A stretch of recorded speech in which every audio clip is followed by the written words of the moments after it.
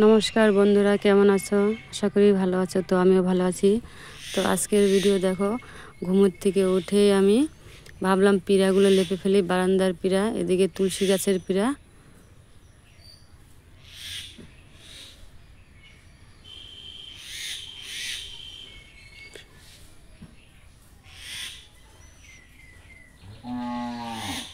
তো আমার বারান্দার পিঁড়াগুলো লেপা হয়ে গেছে। এদিকে আমি তুলসী গাছের পিঁড়াটা লেপবো। আর ওই যে পাশে দেখা যাচ্ছে গোয়াল ঘরের পিঁড়া। এত অবস্থা খারাপ হয়েছে, প্রত্যেক দিন বৃষ্টি হচ্ছে, তো লেপারই সময় হয় না। আর আমার প্রচুর কাজ আছে। এদিকে ছাগল আছে, গরু আছে। গ্রামের বাড়িতে জানোই, এদিকে আবার পাটখড়ি না নিলে হবে না, কারণ আমার তো গ্যাস নাই। আমি পাটখড়ি দিয়ে জাল ধরাতে হয়। সবসময় আমি খড়ি দিয়ে রান্না করি, ভুট্টা খড়ি দিয়ে রান্না করি, তো গাছের পাতা দিয়েও আমি রান্না করি। দেখো যে পিঁড়াগুলো কেমন হয়ে গেছে। তো এখন ভাবলাম বারান্দাটা ঝাড় দিয়ে, উঠানটা ঝাড় দিয়ে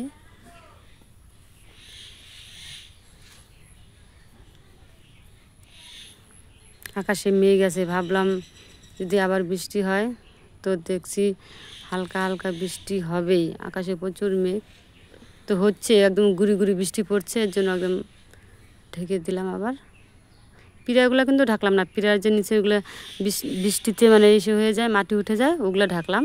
তো এই প্লাস্টিক দিয়ে কিন্তু আমাদের একটা টোটো আছে, অনেক দিনের টোটো, পুরানো হয়ে গেছে বলে এখন বাইরেই থাকে। কারণ ঘরটা ছিল ওটা এখন মানে ভাঙ্গার পরে ওই যে পাশে যে ঘরটা ছিল, ওই ঘরে আমাদের টোটো রাখা হয়েছিল। তো এখন আর রাখা হয় না, কারণ ভাবছি টোটোটা পুরানো হয়ে গেছে বলে বাইরেই থাকে।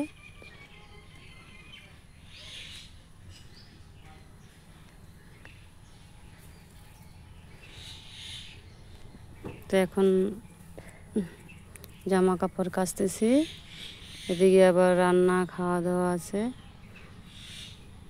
এগুলা ধুয়ে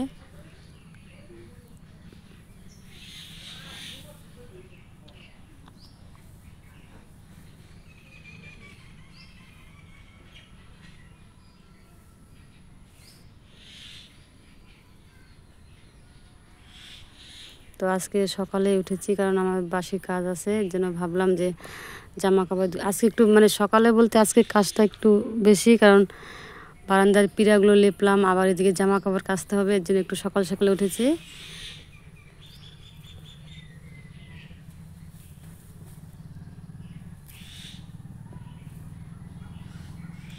আবার রান্না করতে হবে।